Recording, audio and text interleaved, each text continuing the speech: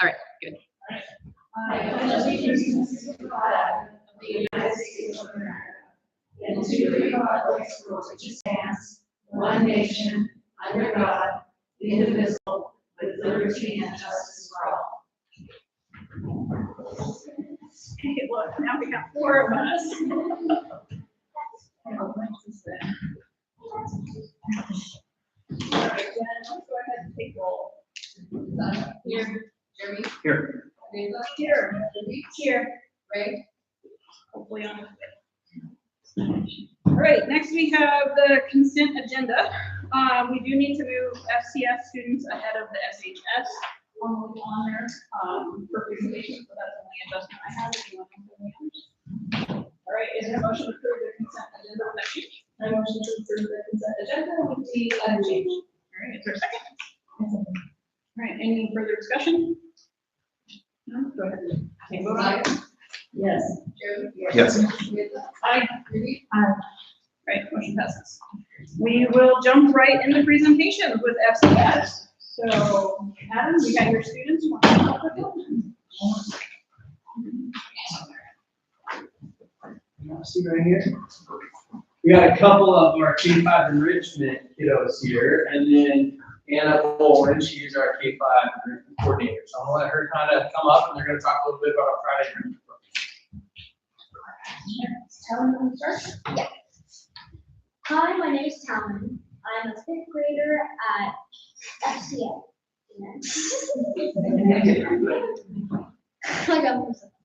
Hi, my name is Talon. I am in 5th grade and I have been going to Friday enrichment for 3 years. I enjoy going to Friday enrichment because we get to do crafts and STEM activities. My favorite activity that we have done was building catapults. Our plastic, out of plastic spoons and mini marshmallows. This activity is about suspension and how the spoon needs tension to launch the marshmallows. Sounds like a lot of fun. Yeah.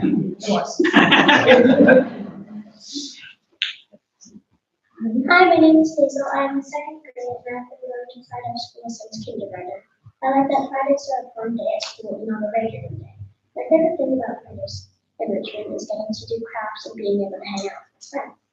My favorite activity we have done is making harmonicas. I think it was really fun and cool to make my own musical instrument. I'm also excited for our end of the year enrichment party. Did you get to take your harmonica home? Yes. Did your parents love it as much as you? My parents don't really like it. What did you get your harmonicas on? Rubber bands, big chunky popsicle sticks, That's pretty awesome. and straws.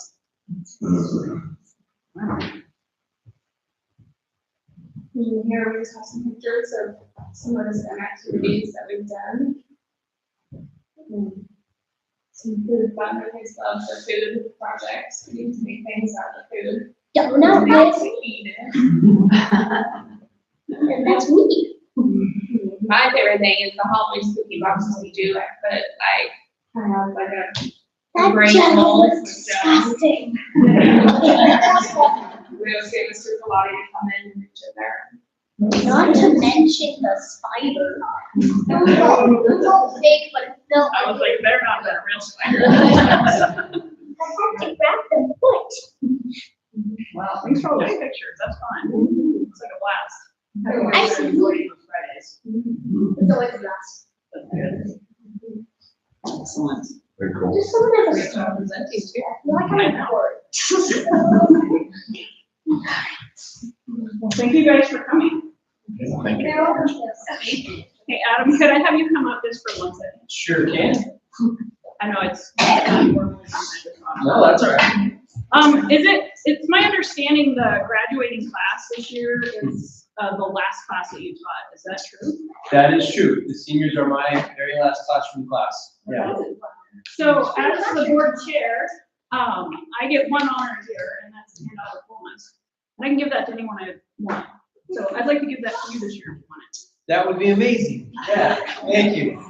Thank you. Yeah, this class. Yes, Let me go on. yeah, you're welcome. All right, thank you guys.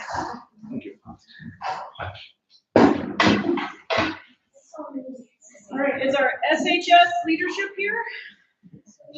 There we are. Hello again. Hello, welcome back. You guys just love having me here. We do, actually. You make up the entire leadership, Oh. I'm not scared to talk. Good evening, everyone. My name is Bobby, and I would like to speak on some of the events happening at Sharon High School. ASP leadership hosted a matcha volleyball game yesterday, and all the students and staff had a great time. The upperclassmen dominated the court, being both the underclassmen and the staff team. We are busy playing our end of the year field day that will take place on June 3rd. ASP and class officer elections will take place on the last week of school. Seniors finished up with senior project presentations last week. We also had senior awards night last Thursday. We have 5 seniors that earned the Shemeka Scholarship Award. This is a full tuition scholarship for 2 years that is valued at over $10,000. To qualify for this scholarship, seniors had to have a minimum of 3.5 GPA over the past 4 years. We have 14 students that earned the Oregon Promise Grant with a value of $4,500 each. The senior class has been awarded $135,000 scholarship funds today. For our track team, the JV track went to districts last week. Thomas Walters received second in the 110-meter hurdles. Larica Knight received 4th in the 200-meter and 5th in the 100-meter. Chloe Freeman received 5th in javelin, and Lillian Sproul received 5th in the long jump. Our varsity track is headed to districts Thursday and Friday at Regis High School. For softball, our co-ed softball team is headed to the playoffs. And for FFA, 3 students competed in the state crops contest at Oregon State University. Horticulture had successful plant sale with sales over $2,000. The awards banquet and auction is this Friday, May 22nd, in the high school cafeteria. Doors open at 5:30 p.m. For Jazz Band got first place at state. They are having their last concert next week, Wednesday, in the cafeteria. This is my report for a month. Do you have any questions? You're a senior, right? Yeah, What did you do your senior project on? refurbishing hurdles. Mine is not quite finished yet. I'm doing my best trying to chase. We started sanding down any excess paint or any scratches on any wood hurdles, and then we tightened and re-screwed a bunch of bolts in them, and now we're on the painting and lamination part, which is the hardest, because we have over 100 hurdles. For like the schools, is that what you're ready for? Yeah. Awesome. Great. Any other questions? Thank you very much. Have a great day.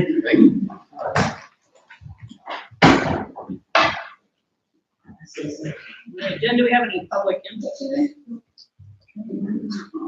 Admin report. FCS. Back up.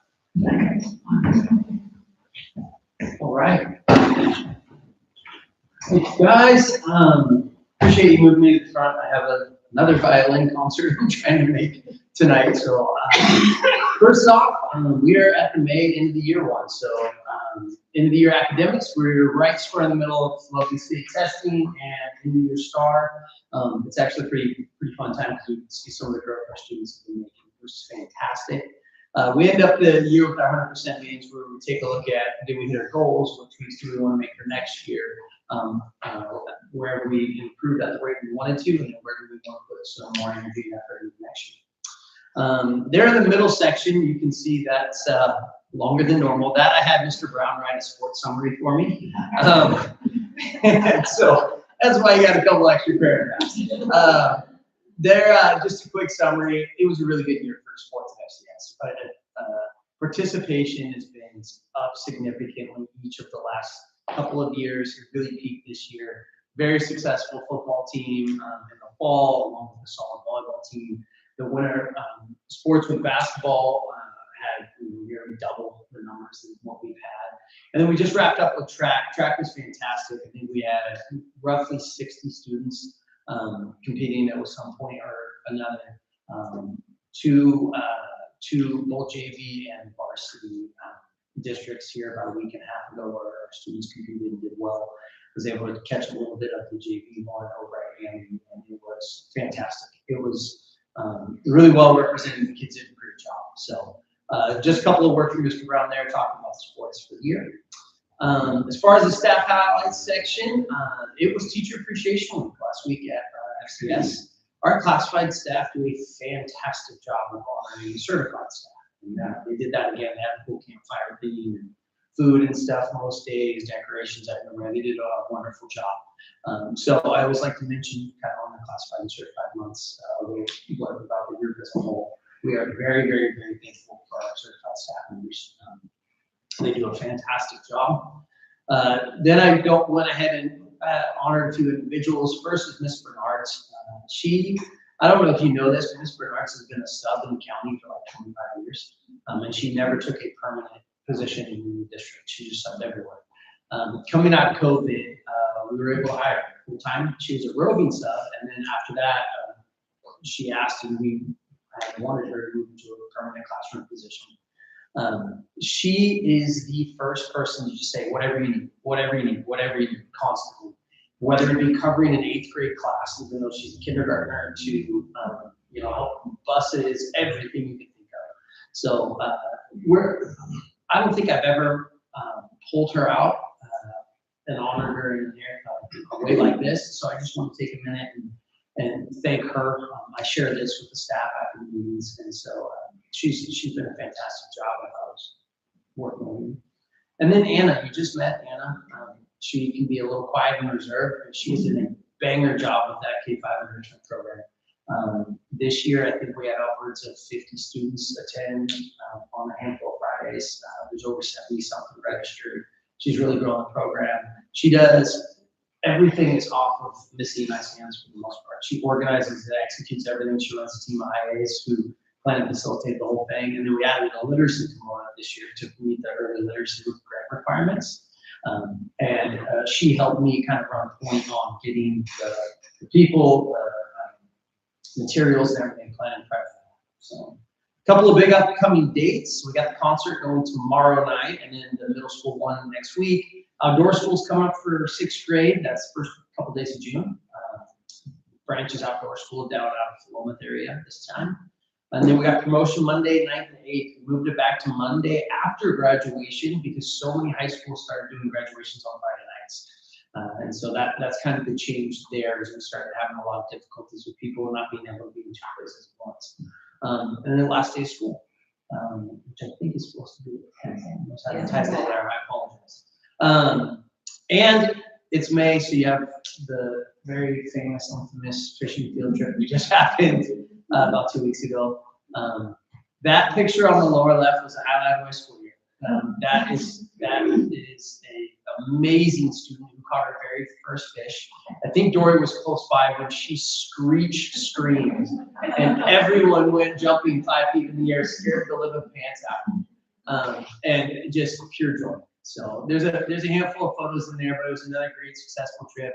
It's gotten so big and popular, we've had to do 2 groups now, a morning group and an afternoon group, but still each kid got their 4 or 5 fish, and it was a blast. And I saw a lot of you out there at some point or another. So just wanted to share some highlight pictures from that. Any questions for me?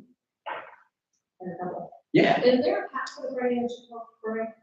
A cap? Yeah. No, we left it completely. We are staffed where we could take upwards of 100 kids. So we did a lot of recruiting in the fall. We ended up with 70 something registered. A few, as you know, with our mobility rate, a few have dropped off and a handful have added. But this year, there wasn't nearly any mid-year add-ons. A lot of them just signed up in the fall, but they kind of come when they're available, when they're free. It's not like I must be there every Friday. Yeah. And then I have another one about the fishing strips. We sort of close off the park for that. Do we rent or is it just like? No, that is ODFW, Oregon Department of Fish and Wildlife, and then the city have now kind of all become co-planners out there with Mr. Chadwick. So the city shuts the gates. They have signs they've made now. They shut the gates and say that. They coordinate with ODFW, so they'll come drop a truckload of fish. The city will come out, shut the gate right behind them, and then they do that the day before our trip. This year they did a double drop. They did one on Monday and then one the night before. And then the city just shuts down the park. And we coordinate with them, but there's not like a big rental process for that. There's, I think this year there was some paperwork and stuff we needed to do, but there wasn't a big cost to it. Do we, when we have it for our kids, do we limit who gets to come in with them? As far as in there. Have like parents and stuff that come. But Yeah, no, we actually, this Chadwick and I talked about, so once that gate opens, it becomes just a public park. So we can't control or police anyone coming and going. So the way we communicate to families is these people are chaperones, which means they're in charge of students, including their own usually. They have a background check, they're on our volunteer list. Other folks come on their own, and a lot of them just come with their own child there. But we make sure we communicate to the parents, if you are doing that, you are a citizen in a public place, you are not with us, just like the zoo field trip or something. We had two gentlemen who are retired folks in the community, Aaron Henderson's dad, and then another, they just come and help. So now it's turning into a bit of a community event. I think we had 6 high school kids this year show up and help too. But yeah, we don't limit anyone who's in and out, just because.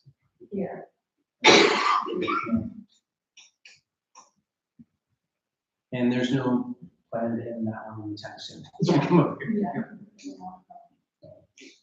Awesome. Anything else? Great. Thank you guys very much. See you next month. Thank you again. I really appreciate that. Special programs? Ms. Ela? So this is the end of the year special programs report. This year I did it a little bit different. I know there's been a lot of talk about the percentages of SPED students versus over the years or around the districts, as well as Dory and I've talked about the move-in numbers. So I decided just to do a numbers percentages wise as of right now. As of, it's actually changed because we got 2 new students today with IEPs. So that's 17% for FCS. It's up a little bit, and now we have 82 students, not 80 students. So as you can see, overall, we're at about a 19% special education rate. I will tell you, for those of you, the budget, when Karen talks about ADMW, the W is focused around those special programs, those students who need more money to help support. The state at this point in time only pays up to 13%. So anything over 13% is just regular funding. So right now we're about 6%, or I can't do math. So yeah, about 6%, 7% over. I also looked at the surrounding districts, and as you can see, we're not too far ahead of them. I couldn't find, Dayton got back to me after I submitted the report, and they're still at about 16%. And then Willamette they didn't get back to me, and so I took their numbers from their state report card, and they listed at 20%, which fluctuates because, as you can see on the next slide, our move-in rate is at 45%. So 45% of our students are move-ins. That means they were already identified before they got to us. And then 55% of them are ones that we have initiated over the years. I did do a quick breakdown. We have students from Willamina. We have about 10 of them. They're on inter-district transfers that have IEPs. We've had students come from Dallas. We have approximately about 10 from Mac, Beaverton, Portland. 4 have returned to us from Shapa, Mill City, Amity, and over the years we have, our last couple of years we've received, we have 12 students from Newburgh. So they're coming to us from all over the place and actually moving to the community, except for the ones from Willamina and Dallas. Willamina and Dallas are all on inter-district transfers. And the 2 new students that we received, that we started today, are from Willamina. And then what I did was, and then we have 6 incoming kindergartners for the 26-27 school year. We just did those meetings last Friday, back-to-back meetings. And then some of them came and toured the school today, so it was pretty cool. And then just the breakdown of eligibilities. We have a pretty high rate of students who are living with autism. And then a specific learning disability. So a specific learning disability is an umbrella for any kind of learning disability when it comes to academics. So, and then the developmental delay right there, used to be, that's a new one for school age. It used to be that that's what most of the students who were pre-K or birth to 5 were eligible under. And then I would say about 5 to 8 years ago, I can't remember the exact date because of the COVID blur, but they decided to make it school age to, or peak birth to age 9. And so by the time they get to 9, they either exit from special education services, or you have to find another eligibility that they are able to do. And they have to be 1.5 standard deviations, which is a standardized test. So 1.5 standard deviations below the norm in 2 of the 5 areas, which are cognitive, fine and gross motor, social emotional, and let's see, there's another one, communication. So that's what developmental delay is. Any questions? Okay. So on this slide, where like autism, there's 82 and then 25. So 82, when you see kind of reports, that is the federal code for autism. We have 25 students right now that have that eligibility. So I've included those codes just in case you might see those in reports. Okay. And I'm guessing these are like individual students, but they can have more than one category. Yeah, you will usually see the speech and language impairment sometimes has more. A student might have speech and language impairment as well as a specific learning disability. Sometimes students will have other health impairment, which could be any kind of health. It's a lot of ADHD, a medical diagnosis of ADHD, but they can also have articulation and communication. Yeah. And then, do the numbers reflect students that are over 18 in our program? Yes, we have 1. We have 2 out of that 25 that are living with autism, and 1 will age out this year, and then 1 will age out next year. And then, do we know how many we're losing after this school year? Like graduation or? We have a little bit bigger class of seniors than incoming kinders, so we may be about the same, but with the move-ins, I throw a dart at it, but I think the senior class has more students with IEPs than right now we have 26 registered incoming kindergartners.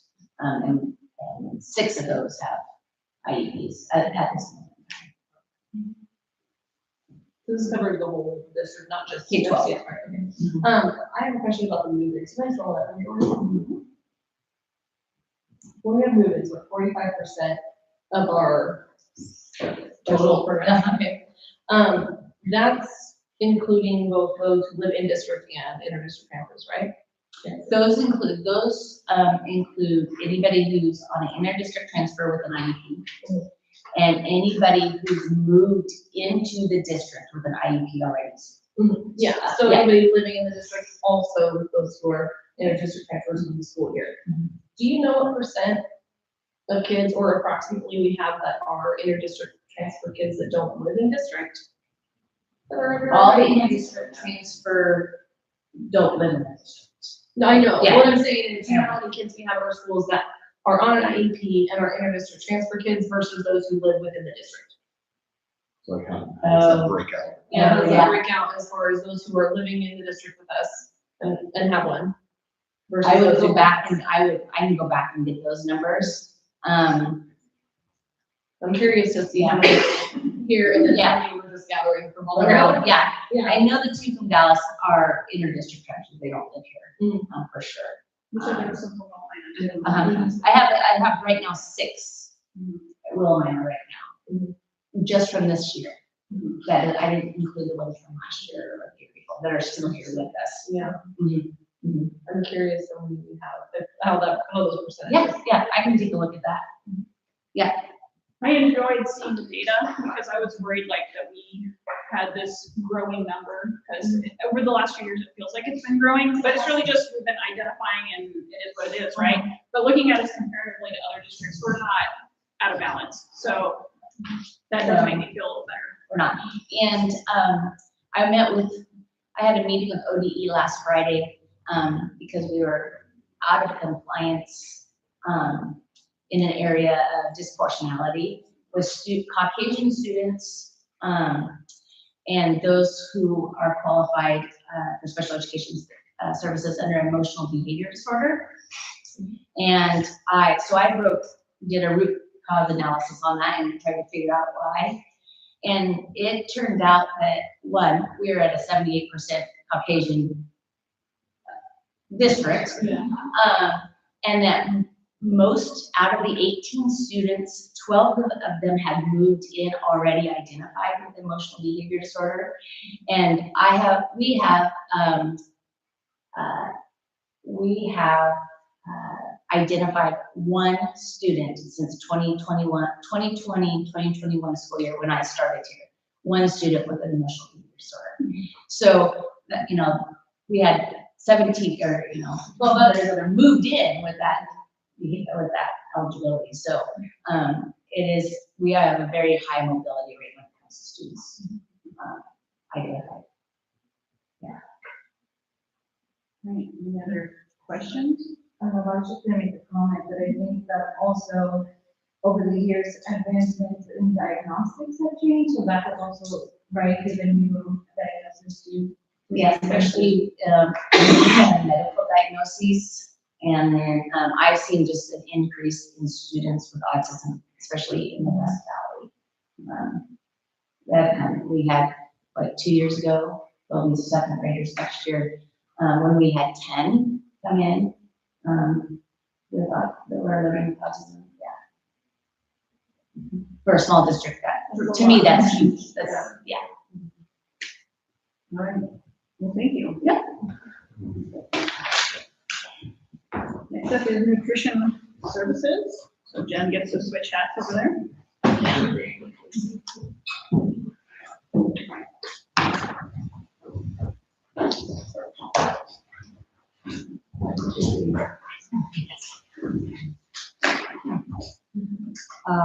I think everybody knows I'm already not going to Not everyone online. That's true. Okay, everybody else. My name is Janet, that's the Nutrition Services Director for the Sherman School District.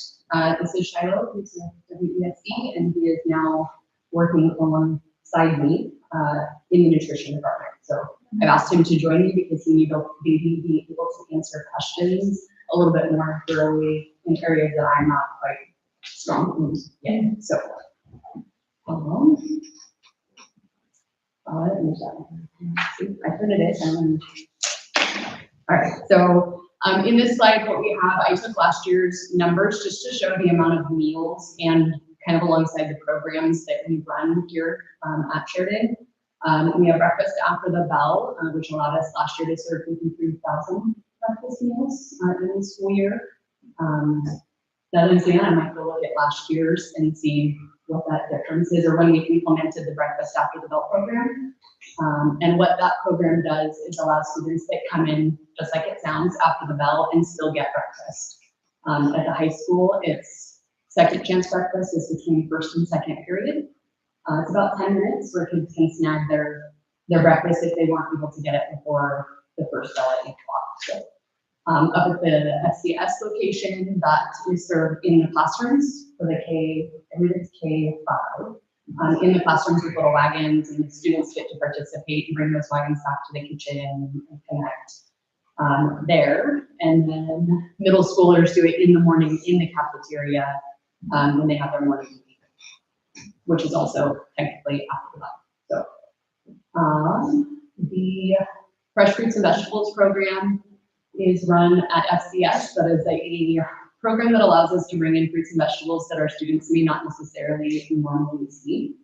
Patty does an amazing job up at FCS in bringing in dragon fruit. Was something that was brought in recently that I have found that my daughter actually absolutely enjoys and loves. So now we buy that regularly, and it's because of the exposure through the FFVP program that she got that. The National School Lunch Program is what our program is fundamentally based on, and last year we served 64,000 lunches to our students. And then right now we're actively renewing the community eligibility, which is the program that allows our community to receive their meals completely free, one breakfast, one lunch every day. And then the Oregon Farm to School grant that we run is specifically for foods and things that are purchased and processed or grown in Oregon, literally farmed to farm to school. So those are the different programs and grants that we run. Sorry.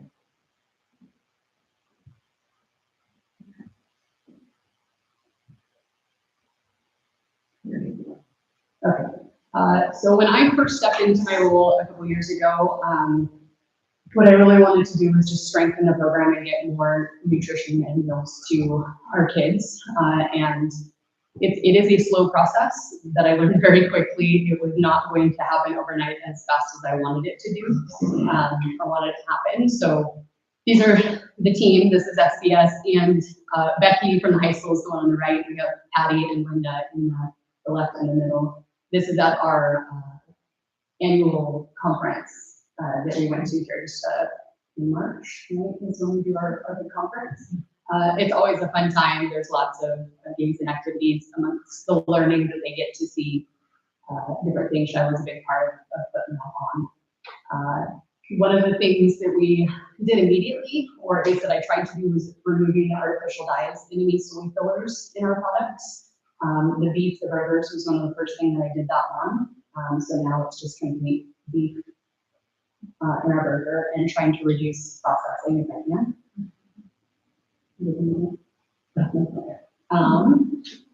Let's see. So overall, that's improving the ingredient quality is a big focus of mine.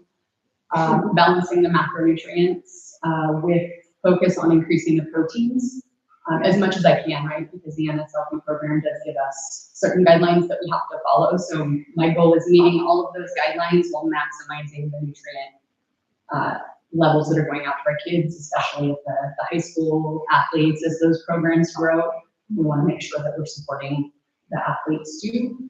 A big dream of mine is to have chocolate milk available for the athletic department, but that's going to require the program to grow exponentially to cover that cost. But because it's a perfect post-workout drink, especially with the sugar regulations adjusted and coming down. This year, I did add cold brew coffee, and it is decaf. That's only don't tell students. that was a big concern when I first brought it in, would be more caffeine coming into the schools. I know that our nursing team is also kind of evaluating and looking into that. Coffee, this particular coffee is what's called Smart Snack approval required. And I said that backwards, but it's required that they take milk with breakfast in order to get it. So they can't come in and purchase it. They can't come in and just get it. They have to take breakfast. They have to take the milk, and that's how they get their coffee. So it becomes a latte, which does allow them to get those macronutrients, even if they skip the breakfast, right? Even if they don't consume everything else, they're at least getting somewhat of a complete meal with that breakfast. And that's really important for their learning in the classroom too. So just some pictures of kind of the things we did this year, pictures from our salad tables, the various lunches that we might serve, the fresh fruits and vegetables up there in the right-hand corner.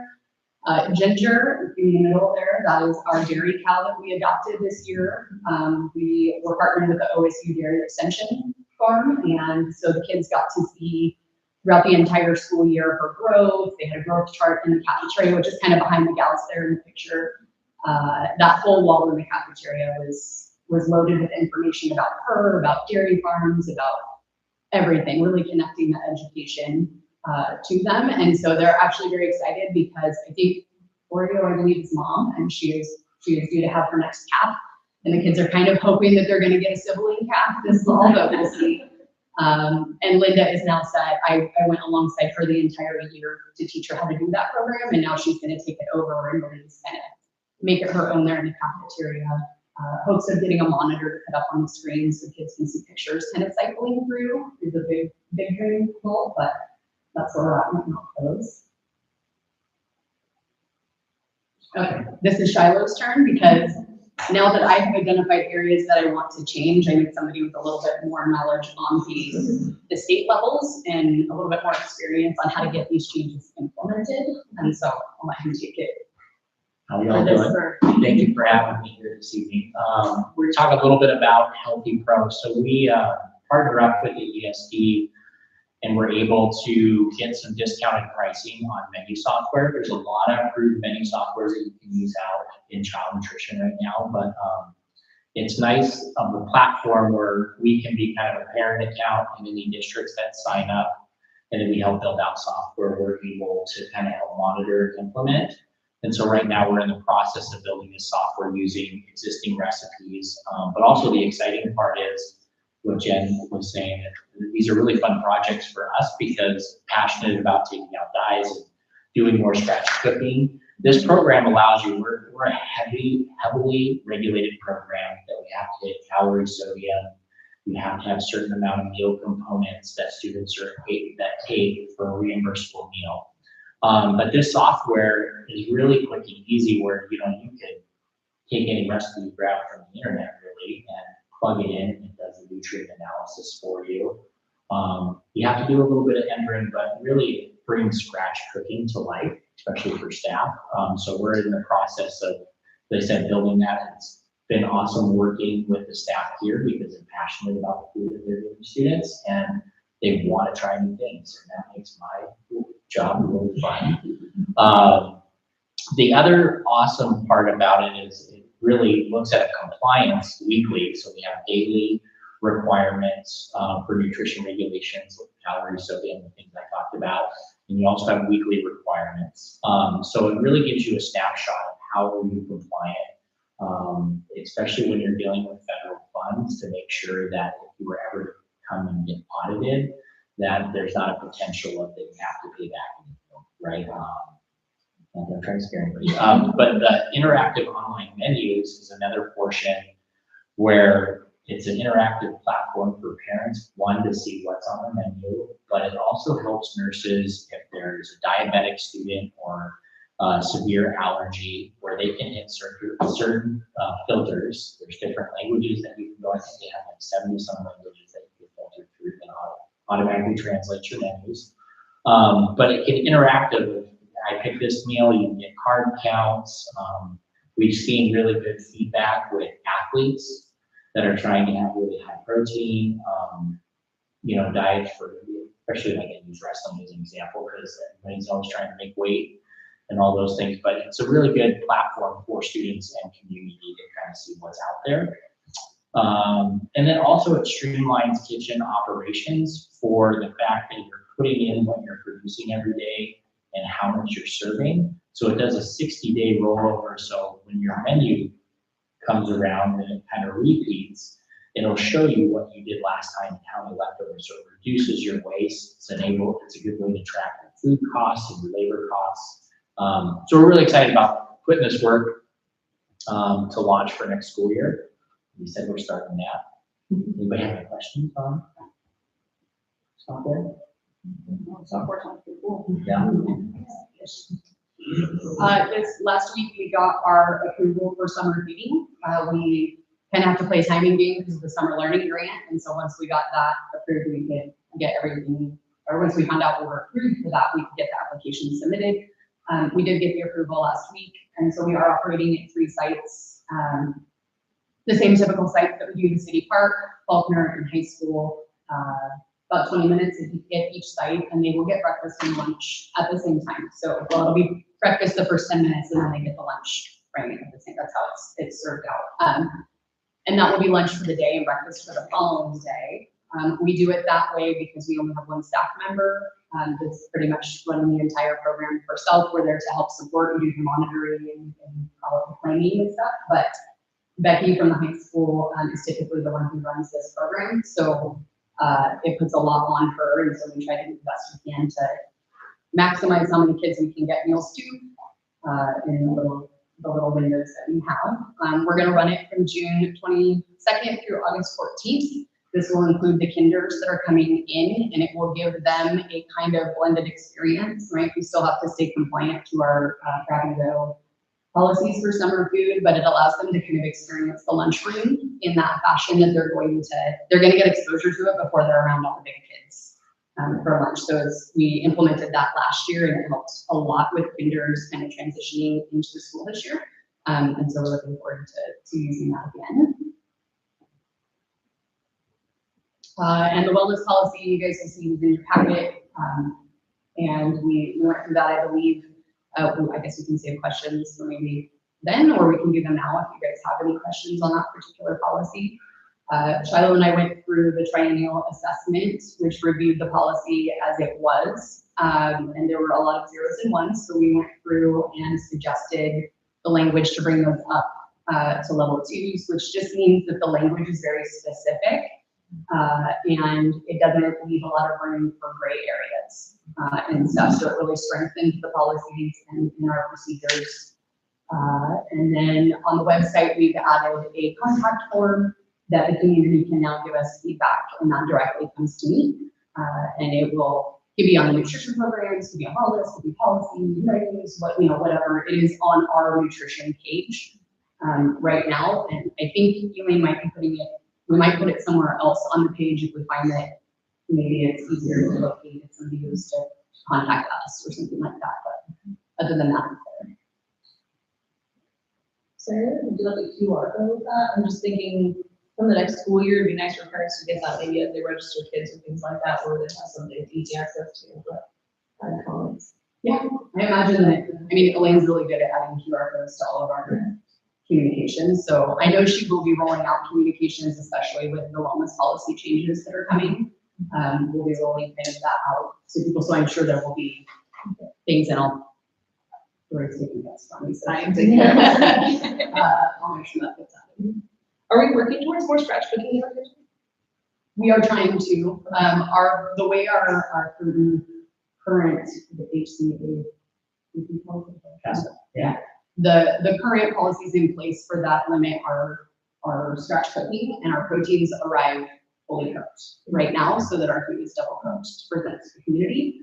And that's just based on the community that we serve and the way that it's written. It doesn't mean that it can't be changed, but it will take time for us to, I'm sure I haven't even delved into trying to change that policy. But that is something that's on my radar to learn about. And would that be for just breakfast, or would that be for just lunch or breakfast as well? I believe, for everything. The breakfast after the bell might be a little trickier, just because that's a little bit more kind of a grab and go type style. But we're already trying to do things like warming food and like the breakfast things that are normally could be served cold, like we're starting to like serve those differently just to kind of get more interest in the scratch cooking and smelling those foods when you walk right in the building, right? But there's a lot of interest in the scratch cooking from the staff as well, as the community and us. So we definitely want to make that happen.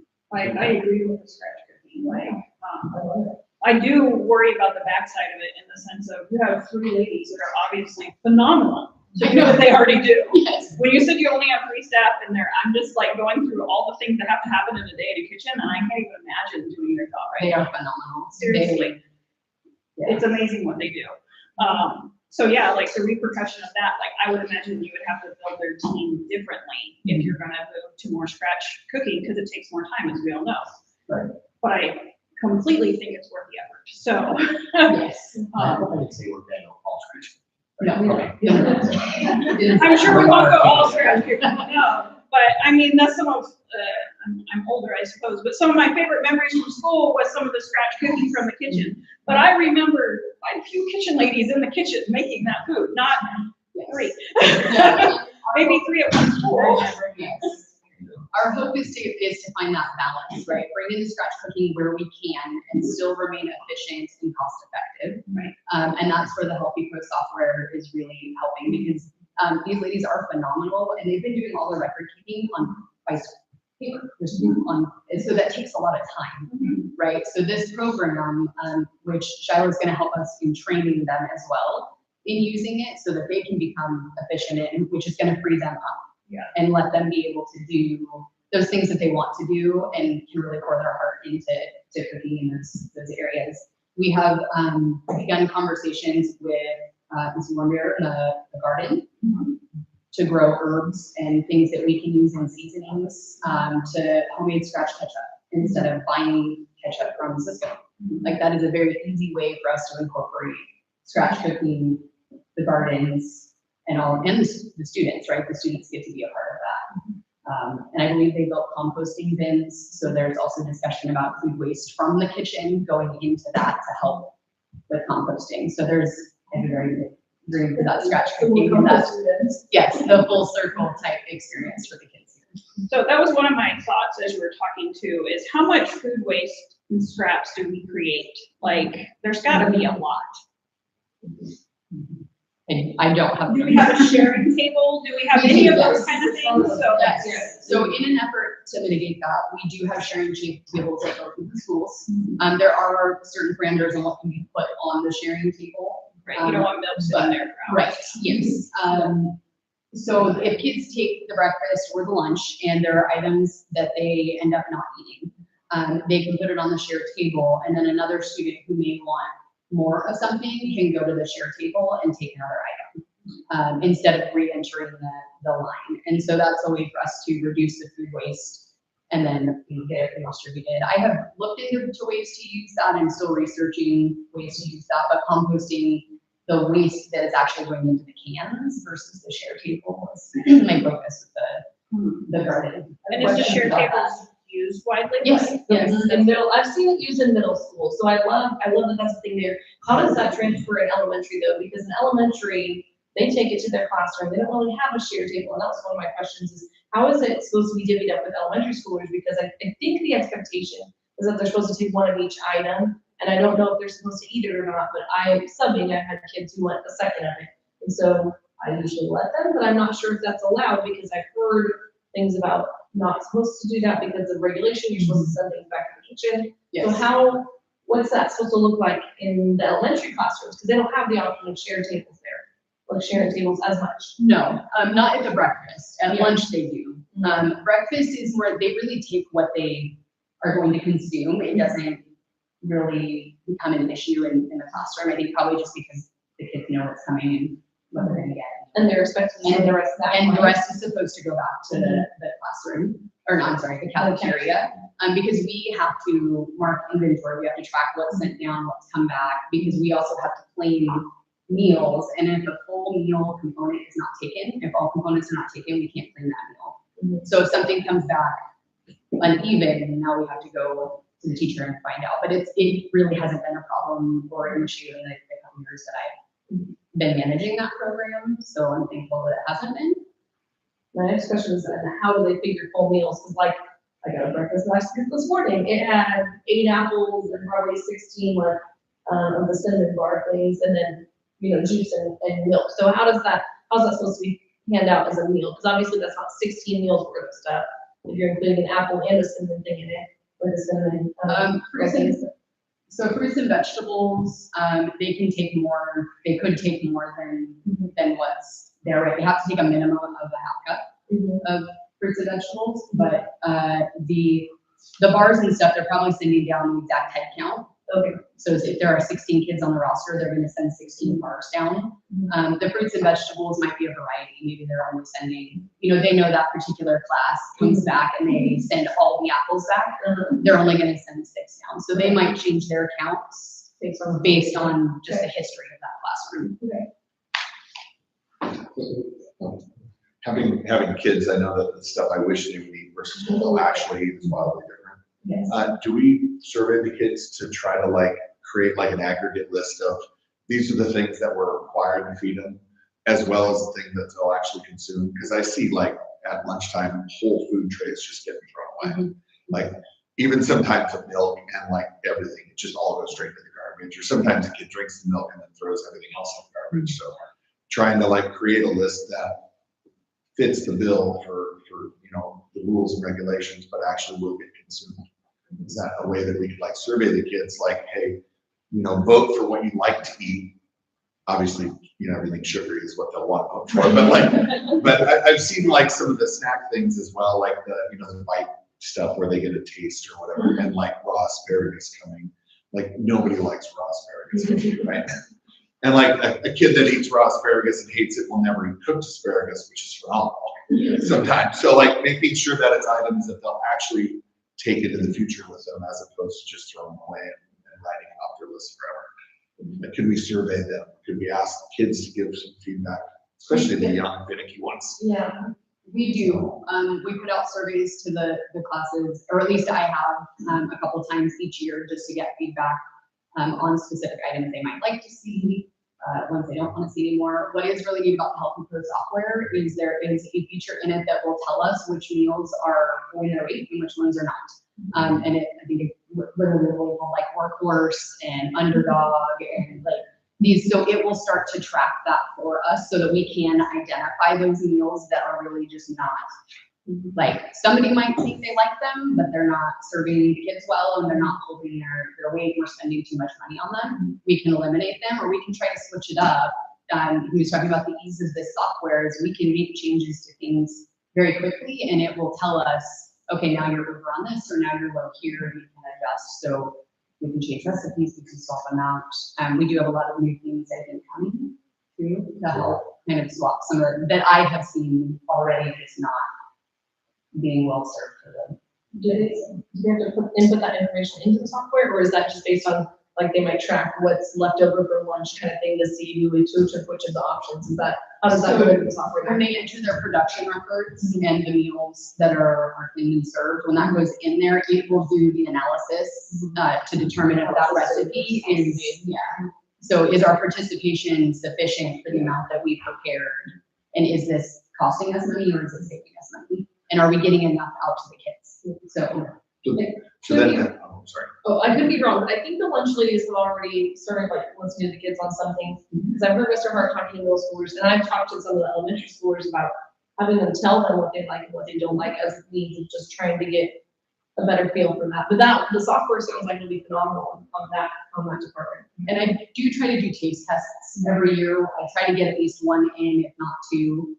Especially around our commodity ordering time when we're going to be ordering, because we order for the following year. We have already ordered for 26, 27. So we have to menu plan a year ahead and anticipate what we hope in order to put our food orders in, because now the food trucks have to bring it all in for us. So there is a level of How far ahead do you have to order? So we ordered in March, all of our commodity ordering for 26, 27. Not everything. Not So- our frequent flyers. And do you get it now, or does it come later? No.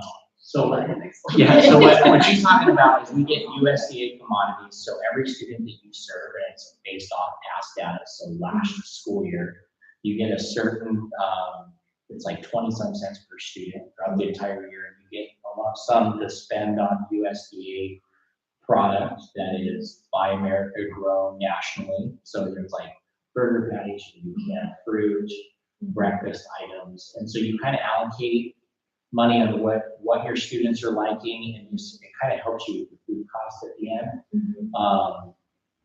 So you have to forecast that out. So in March, what she was talking about is you go through an order calendar and you plan, you say like, I want 10 cases of burger patties to come in November, and that's when they get delivered to the state warehouse, which is in Salem, Gold Star. And then she will order based on how much usage they are, and start pulling some of that inventory. So it's just to offset it with you guys. It's not like everything, like all your fruits and veggies don't come. Yeah. You have different vendors, but it's a way just to help offset costs. And you do that for the entire year? Yeah, so you For that forecast portion of Yep. it, yeah. for 26, 27 place orders. It's mind blowing to me. And we are the one state that actually orders late. Most states order almost in November and October. Yeah.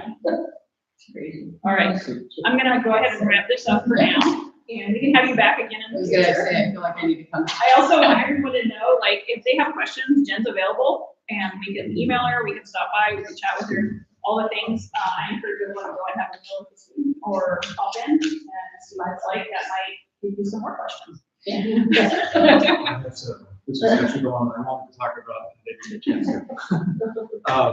One of the things before we move on is the infrastructure and students helping with the staff. So I am all for scratch food. They're fun. I'm not a fan of the pre-made stuff at all. So moving in that direction, I completely support. When we talk about staff, years ago, I was a student, my all my kitchen, the students actually help the staff. So that I can kind of, relooking at that. It is, yeah, especially when I revisit the trays. And part of them being able to do that and bring in other students in leadership, especially as we see the kids coming and presenting here, that's kind of helping me kind of build something with Adam, is. Continue on, I just wanted to know. Yes, we are working towards it. We just don't have the ladies in the kitchen right now are so efficient in what they're doing. They can't supervise students and make sure that they are doing things safely. Like they feel like I don't even know that they're allowed to spray the trays, but we are working at like wiping down the salad bars and maybe sweeping the floors and those little things that can maybe help the kitchen run just a little smoother.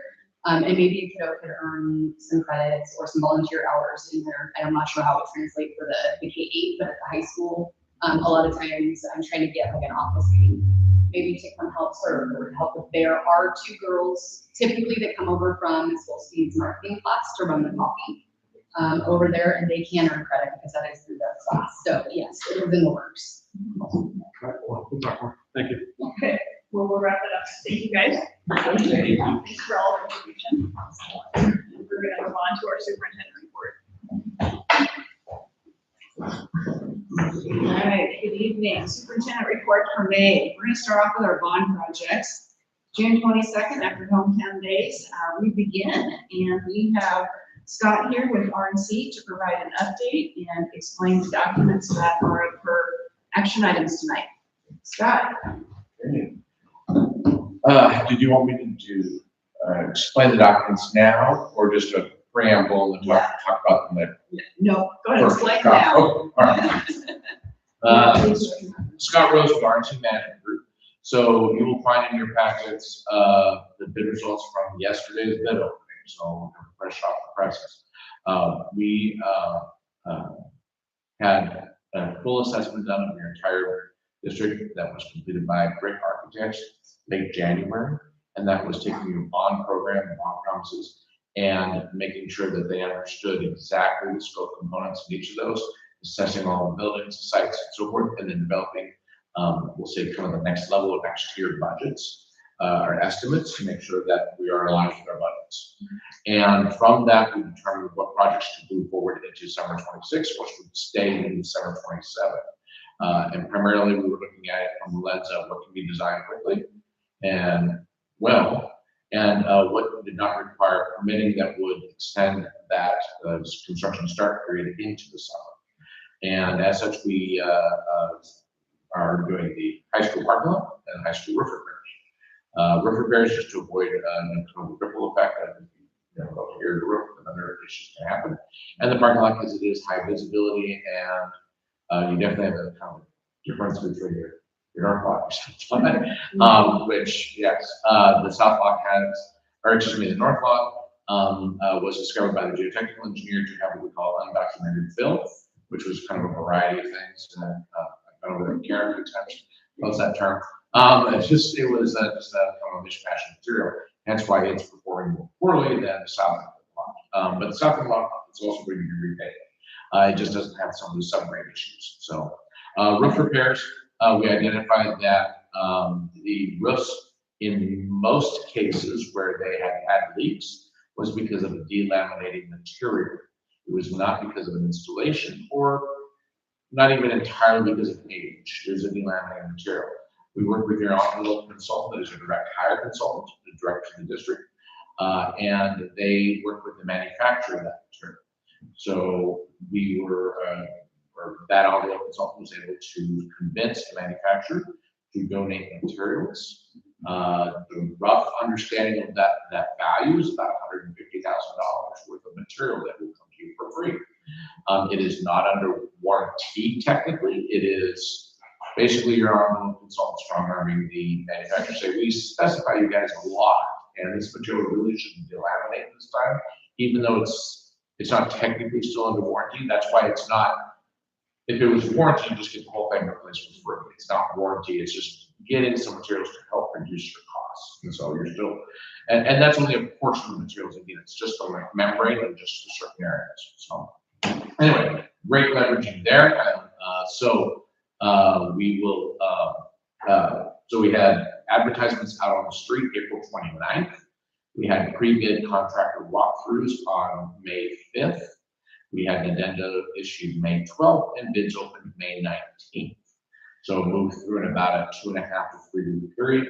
We didn't, state rule does allow us to shrink that down to 2 weeks. We wanted to extend it a little bit more so that we could reach out to more contractors, get more engagement, more competition. Right now, by and large, it's a buyer's market for school districts, and that there's a lot of competition out there because there's very little work out there. So we're getting more bidders coming in. And so the action items that will be in section 8 of your packet that you'll take action on tonight was for the roofing project where we had 3 roofers. I was hoping for more, but 3 roofers is good because all 3 of them are very capable of doing roofing. I work with each of them on multiple school roof projects. Umpqua Roofing was the low bidder, and you'll see the packet, and you'll be able to take a look and evaluate that.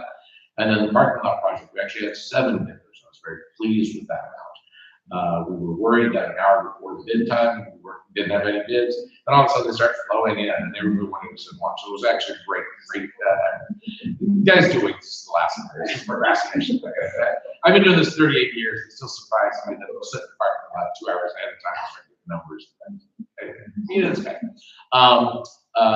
And below there is Hayworth, Incorporated.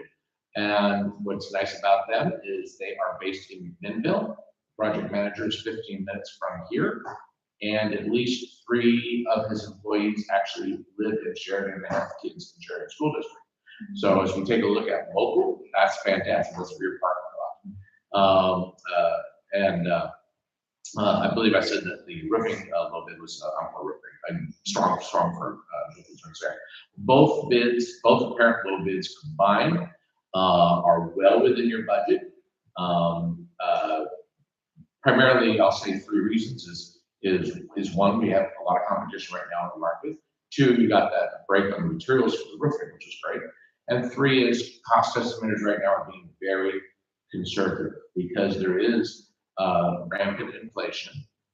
There is a lot of uncertainty regarding tariffs and how they affect the bid prices, but with very little work, that kind of counters that and drives those costs back down. So we're very happy with that.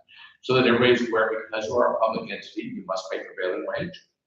And when we talk about a low bid process or competitive bid process, because this is design, bid, and then build, you are required to take the lowest responsive bid from a responsible bidder. There are two evaluations for that. Lowest responsive bid is, yes, you take the lowest price, and then you make sure that their bid actually responded to the criteria and instructions of bidders. If, for instance, they did not turn in their subcontractor disclosure statement, that would make it non-responsive. I would have to reject that bid and go to the second level, as an example. So bids are responsive. Bidders are responsible. So in the bidders category, there are 4 criteria that the state lists in respect to identifying whether or not a bidder is responsible. And to summarize that, that really means, are they capable of doing the work? Have they done these kinds of projects before? You know, if you don't work for a guy that says, I've always wanted to do one of these, well, that'd be somebody else. So we're looking at it from that lens. We also take a look to see if there's any claims at the state level as well. But again, you know, we're working very solid work. We've done literally millions of square feet of school roofs. Howard is not somebody that I have a lot of parking lots work with myself, but when I look at their resume and call a couple references, they're actually very strong. They do a lot of, I'll say, commercial industrial buildings. They did work for McMinnville School District, their CTE lab. And so what they do is they tend to do the buildings and the site work or site development parking lots. So they've done about as many parking lots as they have buildings, if you will. So it's kind of like they do more comprehensive projects. And I love the fact that they're local, and I think they're going to service you really well. So our recommendation in section 8 of your board meetings, board packet is to recommend award to those 2 firms for the prices that are listed there. And we will have that, those came in about half of the budget for summer 26. So we don't want to go run and spend that money right now. But there are a couple projects that we're not in your bond program that we think are critical to do. One of which being storm drainage challenges at FCS. And we will come to the board at a future meeting, probably in June even, to say we'd like to divert a portion of these savings to that critical project that was not necessarily identified in your bond, but is critical for the success of the projects that are listed in your bond. So, but we'll go over that. But most of that savings we want to save until we get closer to, probably this time next year. So why aren't we doing the expansion of the parking lot at the same time? Like, would that not save us money? Great question. It would not really save you any money. Yes, you have maybe 1 mobilization instead of 2, but those mobilization costs are quite small, especially if you get somebody that's 15 minutes away. The other sort of larger driver is the land use process, the land use permitting process. And because you were in a flood zone and you have other challenges with that as well, that would have added about 6 months worth of time for the permit process. And when we decided, when we did all the assessments, or had the architects do all the assessments and say, really confirm, if you will, budget to scope, that was late January. And we wanted to make sure that your first projects were successful. You didn't sort of start out with a hiccup. So the new parking lot has just permitting challenges. I'm confident they'll all be fine. But even your high school site right now has multiple lot lines. And just to consolidate the lots and get rid of those lot lines, because we can't run like, for instance, storm sewer over those lot lines, that in and of itself is a 90-day process. I am actually working with the district that really needed to get their work done and have the lot lines. They have to grant an easement to themselves. Within a jurisdiction. Different county, but still, yes. And we just stuck our head on it. Because in theory, I guess you could sell one of those lots, and that somebody else would have stored crossing, and that easement has to be in place. You're never going to sell your lots to your high schools. But nonetheless, those are some of the, I'll say, things that have just kind of lingered for decades, that through this process we work to clean up as well, so that your high school will be on a single line. You don't know how those issues. But again, those administrative pieces just take time. And we just knew we couldn't get that moved that quickly. Just given kind of the nature of the permitting in your area as well, because it's not just in the city or the county, you've got the city portion, you've got the COG, and they work together, in some form or fashion. So that, it just, I'll leave it at that, but it will take longer to process. We just want to avoid having a hiccup on the very first project. Those projects will not start until June 22nd, after hometown days. So we will not take that project, your site area materials, park cars, or anything like that. And both are scheduled to be done by August 21st at the latest.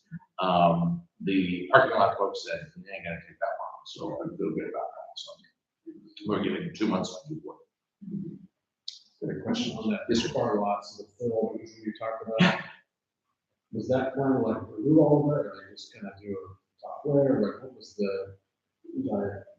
For the design, yeah, we're going to remove, so it should be fairly straightforward when anyone looks at them. It's kind of like that speed bump that way versus this way. So they will remove all the asphalt, they will remove 12 inches of subgrade, and they will roll, improve, and compact that, and then they'll put in 12 new inches of structural fill, or not structural fill, but compacted fill, and then they pave over that. On this side, we're going to grind the pavement and then do a 2-inch overlay. So more or less kind of 4 inches on that side, 2 inches on this side, except I think in the bus drive areas, which go to 6 in the new area. So just because it's more compaction. It will also incorporate curb work, and also too is, I could call it a parking lot project, but it is parking lot and exterior lighting. We will replace all the existing exterior lighting and we will add more exterior lighting.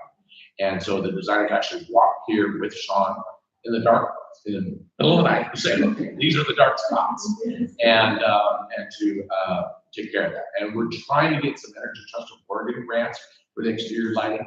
I'm not confident we're going to get much because exterior lighting code requirements are not are fairly stringent as it is. So I don't know that we can go a lot better than code, and because your ETO grant is a portion of that delta for code and better than code, and that's just a piece of that delta, so it's not much, but we are still going to apply for it and do what we can with that. So. Does that mean we'll have light poles out here, or will they be on structures around? Both. So anything that's got an existing light pole, we will be replacing the light fixture, putting on new light fixtures. In some cases, the whole pole itself, leave the base, new pole, if you will. But we'll also be doing wall packs. I think about half the light is actually wall packs or lights attached to the building. So it's a combination of, because a lot of your walkways are closer to the building. So rather than trying to cast light, because you get into all sorts of code issues, light has to go down rather than out, so you don't have light pollution to neighbors. So we do wall packs right at the walkways and clouds that go down the lights, light areas. But yes, the project will be twofold. It's one, replace all your old lighting, and 2, light up the dark spots. So I think we only have 2 new poles, and then we've got about 15 new wall or building window lights. So plus all the replacements. And then when we do the new lot next year, that has, I'd say, diagrammatic design, I think, has 6 poles, and that may change because they're very early in the design. Also, it is our hope to start the new lot actually around spring break rather than waiting for the summer. I mean, we're going to gauge dryness and that kind of thing because of twofold. One is we want to improve ADA access to the grandstand, and we're going to do that with the new parking lot project. We tried to do it with this one, but if we added a single square foot of asphalt, we're going to go into that language process for 6 months. So, we're planning to add a little bit of ADA access, but it was not allowed. So we're going to just do that with regular. We're doing a whole lot more asphalt because it's still the same process. We're going to do that, but we want to have the ADA improvements done in time for graduation next year, and we're going to push hard to get the new parking lot done in time for graduation next year too. So if I get all of April and all of May, I'm confident we can get that done as well. So yeah, that's the goal. Sorry, a lot of explanation, but there's a lot of stuff going on. We're actually getting to the fun stuff. So. I have one more question. Going back to the roofing project, should you be concerned at all about the roofing material that's being donated and it's dealing with it as well? Great question. I asked that question too. Is that you have a roofing membrane that is 2 generations old. So meaning the technology's improved twice in that time, or didn't change twice in that time. So John Mansville is the donator. John Mansville, there's millions of square feet of roof, John Mansville roof around this region and countless. Pardon? That's not the. That's not delaminated. Yes, yes. I don't know if you folks just got a bad batch or the technology is simply improved. I'm gonna guess it's probably the former, and that does happen. On occasion it's rare, but it does happen where you just get a bad batch of stuff. It could be a bad batch of sheet vinyl flooring or carpet, or in this case it's roofing, which has no breeder effect. And wasn't that bad? I want to say that it's about 8 years old worth of stuff. It should last. A normal membrane roof has just a base minimum 20-year warranty with a couple extra bells and whistles. You get a 30-year warranty. 8 years it shouldn't be laminated, and it's not delaminated wholesale. It's delaminated kind of really at the flashing areas. And again, we took a look at it. It was not an installation error. It was just simply a faulty material. And John Mansville is making good on it. So yes, we'll take care of that. So, great question. No, I have a lot of confidence in John Mansville. I think this is just so bad.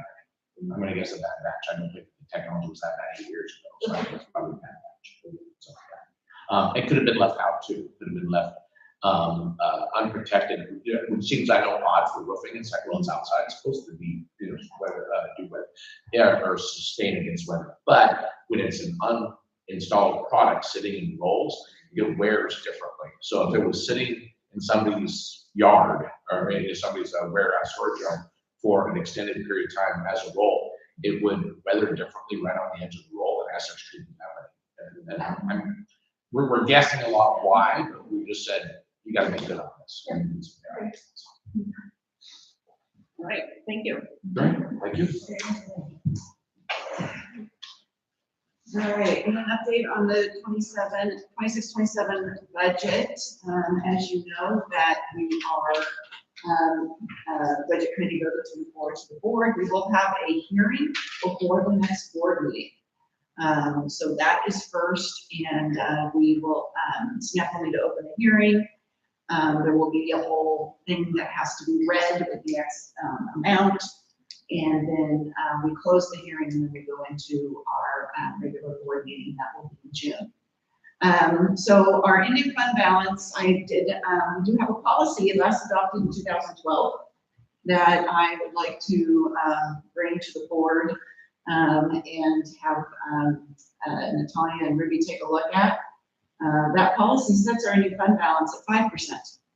And we've done some research, and I believe like Lowell Mine is at 9%. I remember my budget class when I was getting my admin license, they said 7% was supposed to be your ending fund balance. So, and other districts have it even higher. So I just think that is something we need to look at. We are into our tier 2 reductions.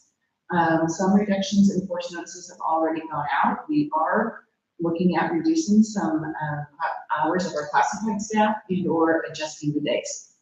And that is still in the works. And then we have negotiations with both groups. The license is the full contract. And then classified is just insurance, but we have not received our insurance rates yet. But they are out. They are I out. just got an email today and said, so. Okay, so we will get those. So we're moving along. At the same time, we are growing programs. And we have a really unique opportunity. We had a manufacturing grant for the Barbara Roberts project. However, without a building, it was not going to be a smart decision. They just a bunch of equipment and just store it. So we decided to pivot, and we did some research with a company called Paxton Patterson. And we are doing a CTE building. We've got the Vertex building coming in, and we're going to be setting up STEM labs for our students.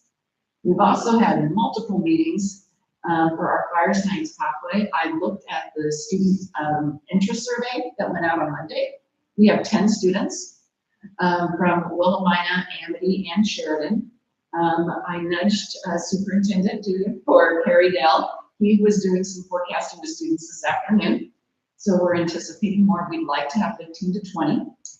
And super excited that we're going to be working on that. We are working to secure an instructor for that program that we will start in the fall. So that's coming together very, very nicely.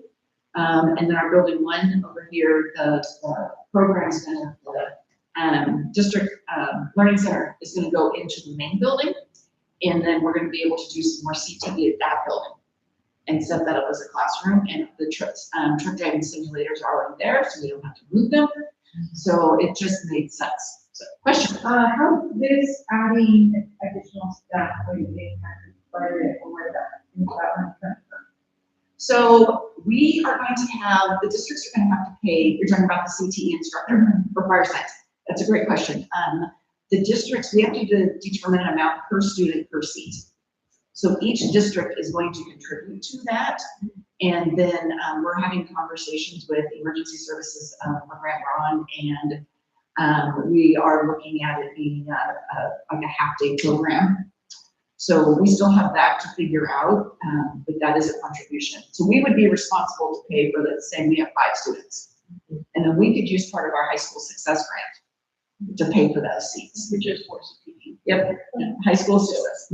You were talking about hiring a fire science teacher, because that's what you're gonna self-start. When does the welding and truck driving start? Is that gonna start in the fall? Do we have staff already? No, those are probably gonna be a mid-semester. Okay. We may start, we wanna look at the, as possibly like a club after school. Okay, To so get less of to- the class to start off. Right, because of budget impacts. You know, that is certainly more doable to start that. But we're very excited to get going on this. We can have the classroom converted over there. Fire districts, Amity, Sheridan, and Grand Ron Emergency Services, just been fantastic to work with. And so we're all very excited about it. We're gonna get this started. It's gonna be for credit.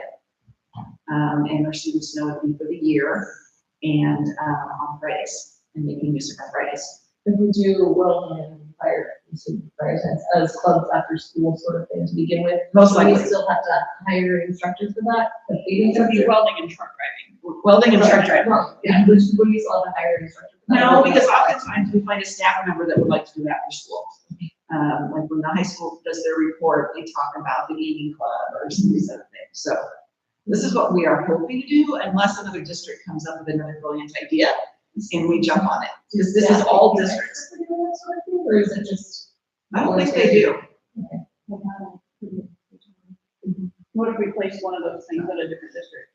And that's a distinct possibility that we could. It Because just Willamette doesn't has an amazing shop, maybe they wanna take on Logan. Yep. Idea. So, and we've tossed that out there, and we have, you know, if we can figure out how to do some of these other programs in other locations, this is really the pilot for the fire science that we're gonna figure out with us students and make it work. We're also gonna show the state So- that we can make it happen. Yes, yes. Definitely. All right, I jumped ahead of myself. This is the labs that we purchased with the Future Ready. These, I believe all of this has been delivered. So these will be STEM labs as an elective for our students. And again, this is hands-on. It is very student-driven. These are modules that go for 6 to 8 weeks. And we were able to visit in Salem Kaiser years ago. They used some grant money and purchased the STEM labs for most of their middle schools. And so we were able to go to Whitaker Middle School and observe it in action. Basically, the teacher's a facilitator. The teacher does not have to be an expert in these things. It's very, very student driven, and they work in pairs. And then you can switch out the modules. So So it's like a project based learning. it's very project based, yeah. And it's just this, it's very well designed. And so we're excited to get that going. FCS, it will be elective for middle school students, and then a STEM lab elective for the high school as a semester course. For next year. Yep. And we already have rooms determined for where this is going. Yes. We are getting all that together. Sean has a busy summer. Okay, and that is my report for tonight. Any other questions? It's a lot of excitement.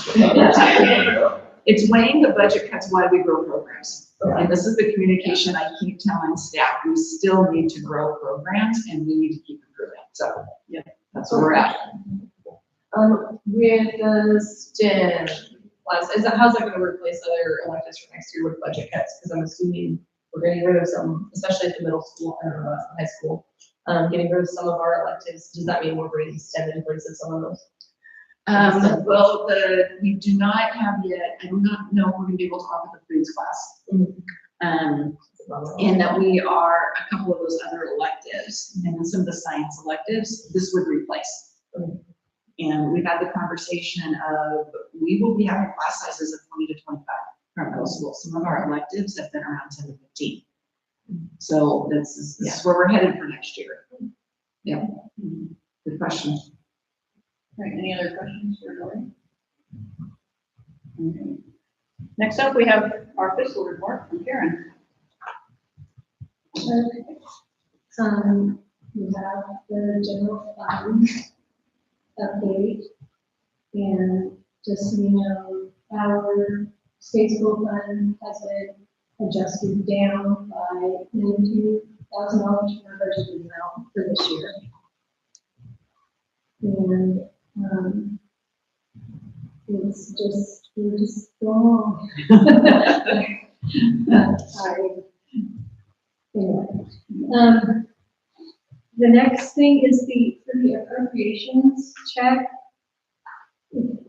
I have a resolution for us to swap appropriations.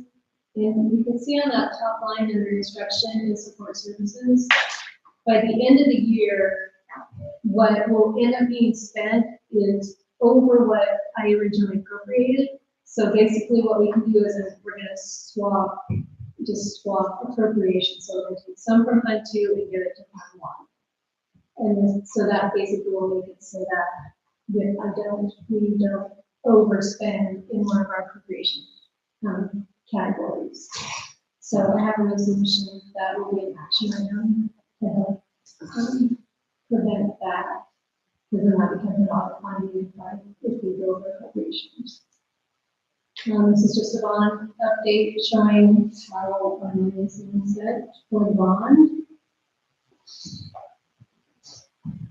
And this is one of those things where you go to a workshop and you're like, oh no. So basically what this is saying is GASB is the governmental accounting standard board. And they're just trying to make the audit, I think, more user-friendly. Because I know when we start looking at the audit, there's gloss over, you don't really get anything out of it. So basically, what is happening is it's going to become more like called out stuff. So you guys are tasked with a homework project of trying to decide what do we want to count as significant. And you can do it as a percentage or dollar amounts. And so what I did is I gave you an executive summary of what's going on. I also have, if anybody wants more information about this financial reporting changes from our auditor, if anybody wants to get a copy of that, I can do that to you. So what I tried to do is, with these examples,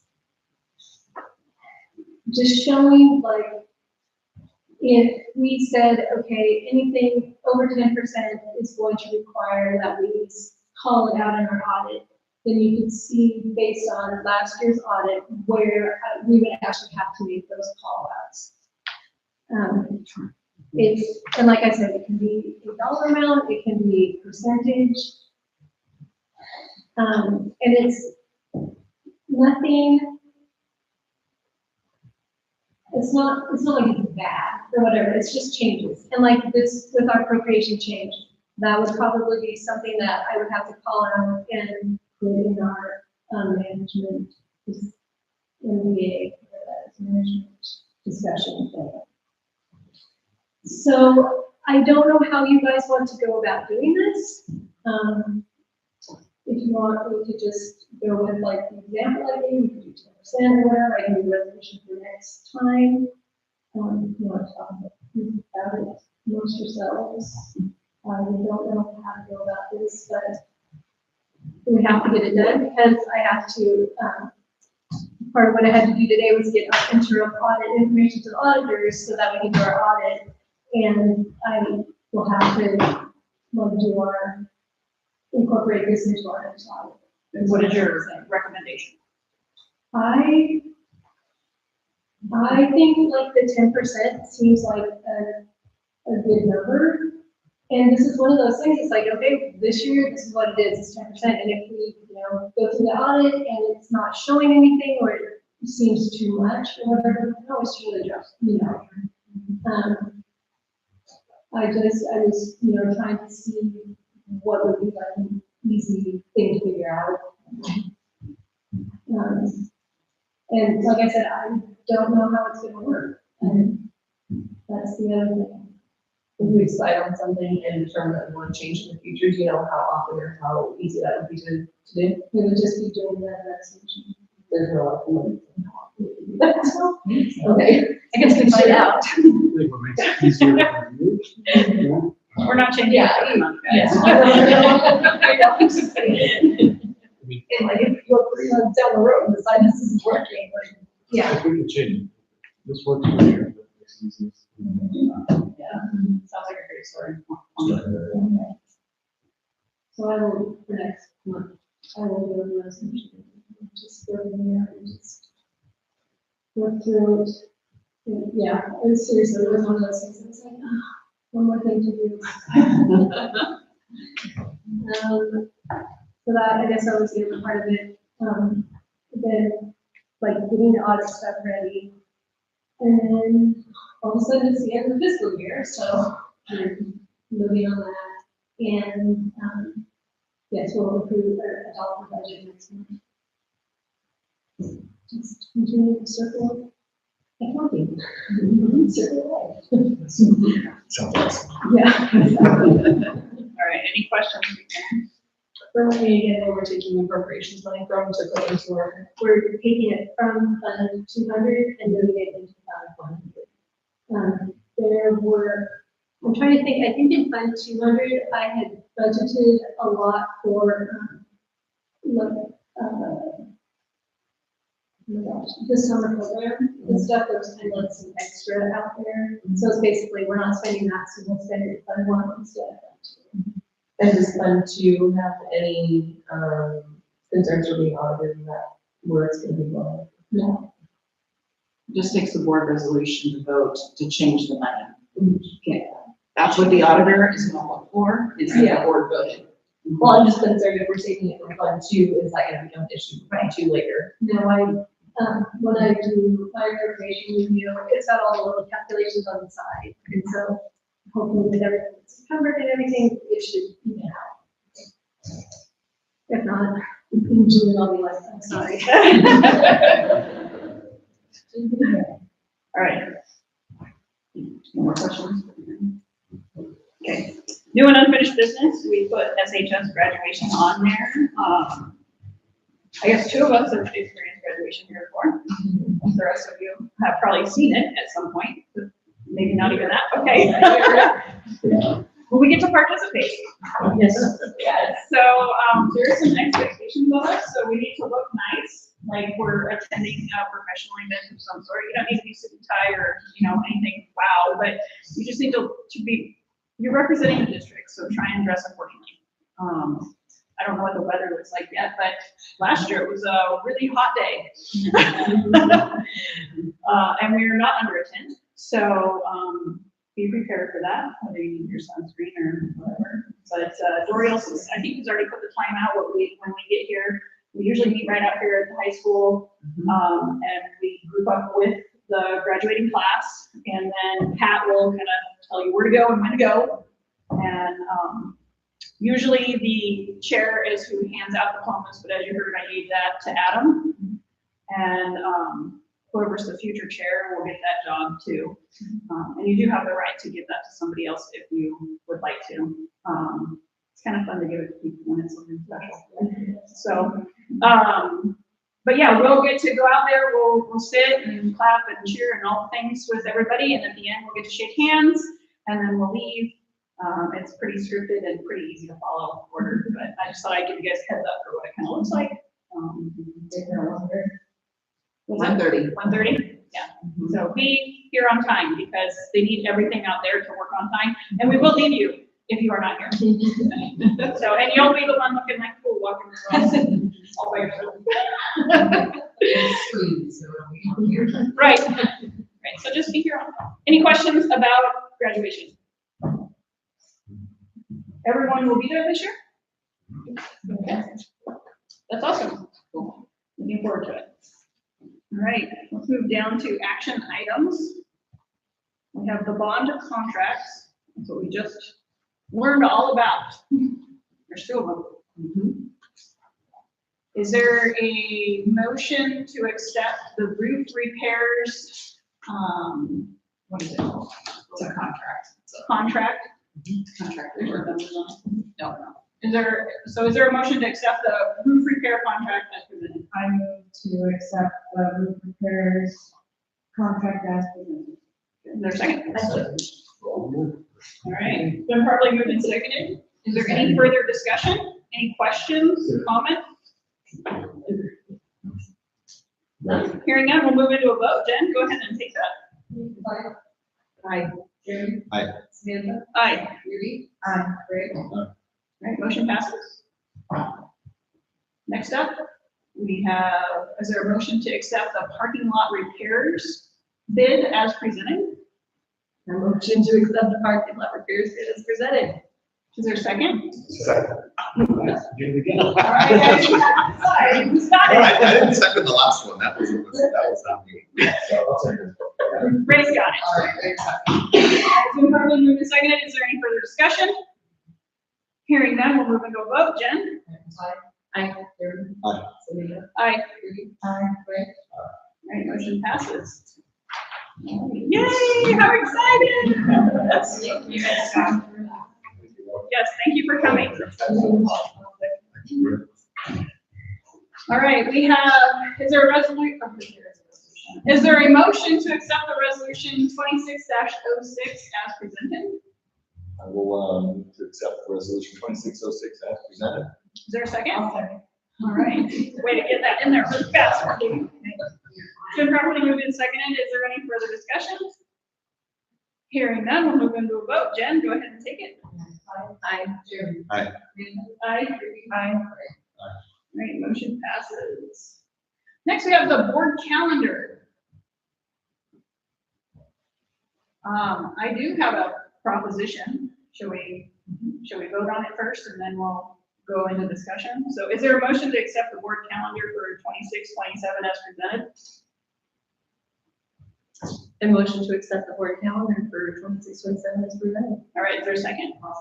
Ruby? All right, so properly moved and seconded. Is there further discussion? We have some discussion. I would like to propose us moving our board meetings to 6:30 on Wednesdays because you guys scare me.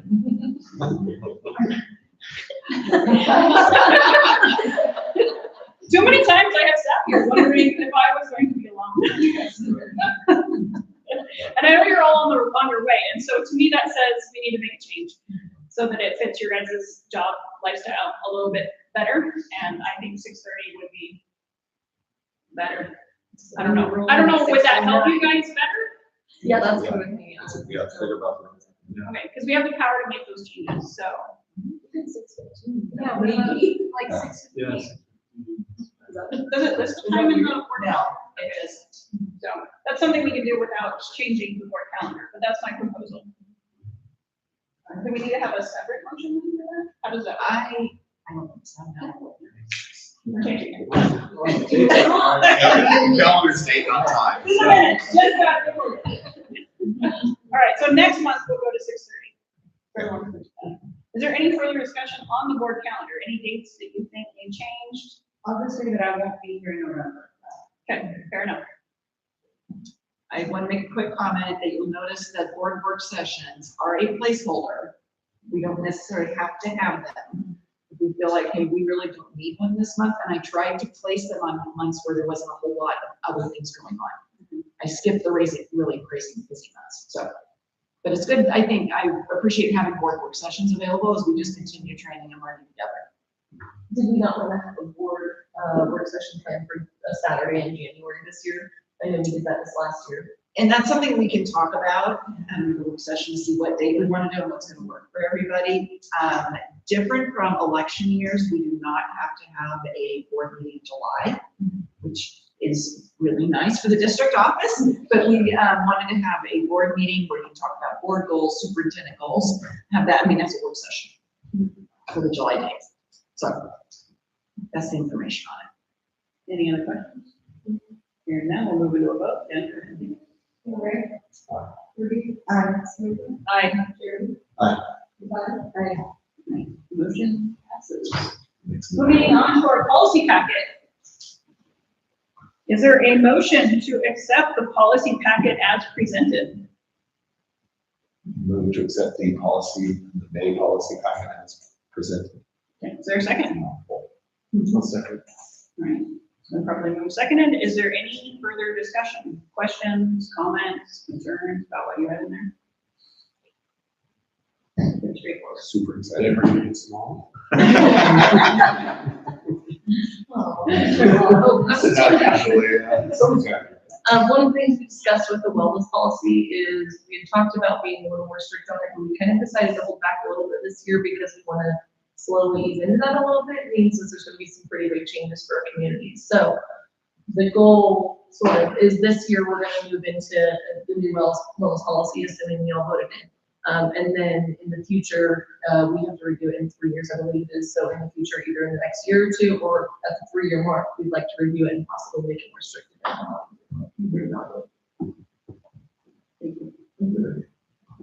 Right, we'll move into a vote. Ray? Aye. Ruby? Aye. Samantha? Aye. Jeremy? Aye. Yvonne? Aye. Motion passes. All right. Topics for the next meeting. Anything coming to mind that you guys are dying to talk about?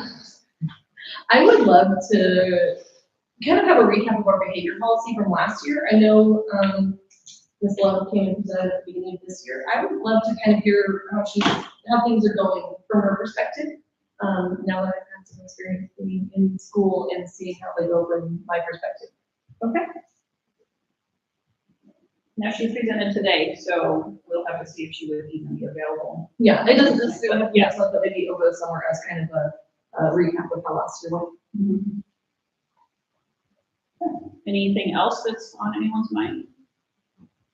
Student members, are continuing the conversation, some of the ideas that we were discussing in the board. Different ideas, things that we might be able to do to improve those numbers, while working with other programs.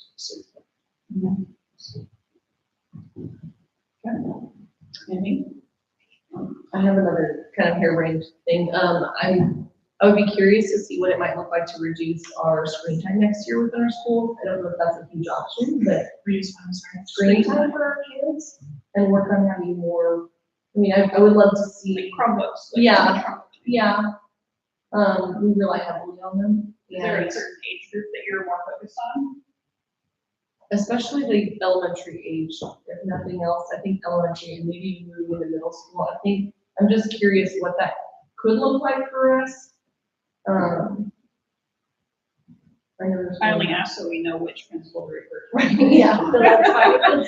Probably, yeah. I don't know how the high school handles a lot of it. Oh, and let's say one more thing too. I have concerns about the cell phone policy at the high school. I've only subbed there one day, but in the one day that I was there was cell phone use there that day that was approved by the principal for a school project. So I have concerns about that because re-looking at the executive orders around that, I'm not sure it's within executive orders. I think there was like one line where possibly it could, but I have concerns about the allowance of cell phone use for school projects when it could be avoided. Okay. Seeing how we've recently visited the cell phone policy, is there a chance that you could maybe meet with Pat yourself and see what you can sort out on that one? Maybe. And then report back to us and let us know what you think. I feel like we need to have. Because we've talked about, we come and have an open door on that policy. If we need to make change, like we're totally willing, we just need to understand what that change needs to look like, right? Go ahead, Ray, sorry. I didn't tell you. I think if he has a reason, I'd have that one-to-one But leaving that decision to them, that's their plan. Yeah. So I'd like to stick to that, and listen to maybe their ideas or what they're going through or concept. But then we get that in their decision. Yeah. That's not our. And we're considered being compliant with, our executive orders. What would that look like, I guess? Like, who's enforcing that? And I guess what's the risk of that? I don't know. That's a good question. Yeah, I don't know. It all goes up the chain before it gets to us. Yeah. That's why I say, let's just go back and talk to Pat, have a conversation, and go from there before it comes here. And again, if we need to make a change in our policy, then let's visit it that way. But I don't think here's the space to have that conversation. Next up, board comments. Does anyone have anything they'd like to share today? So I assume you got the same email I did regarding the scholarships. That of the very few people that actually applied for it, we were working with me and Ray, we're from the same district. Nice. So they awarded it to our district to share between the two of us. Okay. So I was gonna ask if you received the copy of that or like Yeah. CC or what? I figured we'd talk about this. I think when I went to do I don't believe it. yeah. So mine, I got the email, but it doesn't have my name on there as a recipient of the email, so I don't know if it's more just the district thing, so I'm trying to figure out how to register. So that means we'll get $500? Or did? Yeah, that's So what it's not a I'm asking. scholarship? Yeah, so it's like whatever residuals would have to be paid by us. Do you each get 500 or? No, it's one shared $500 sheet is what it sounds like to me. But they weren't looking into registered or send an invoice, so it says free, then invoice me. Mhm. Right, so I think that would be invoicing district. Yeah, that's how we did it last. Right. So, then, Yeah, did you both want to go then? I assume if you applied for this scholarship, yeah, there's two different options, Yeah. I just wanted to figure out which one you wanted to go maybe you to. guys can talk later about that. That's really awesome that we got that scholarship, so that saves us $500, so good job, guys. And a lot of it is like, who's gone before. I went last summer, so I mean, if there are things that Ray wants to do, then, and we have to share it, if it can be paid for fully, he's welcome to do that. I did get to go last summer, so I have kind of experienced that already. And he wants to do, so fine with how we decide to shake that out. Yeah, you guys can work that out. Make a decision. And then let the district office know what your decision is, so they know what is gonna come their way. Okay, any other board comments? No, okay, moving on. Next meeting is June 17th at 6 p.m. 6:30. 6:30 p.m. Y'all will be on. Thank you. Much appreciated, I don't have much, stress. All right, Dora she lists every week upcoming events, so they're there for you to check out in her email, and it is 7:48, and the meeting is adjourned. The paper was smaller, just so you know, you can still. I think someone just made smaller print.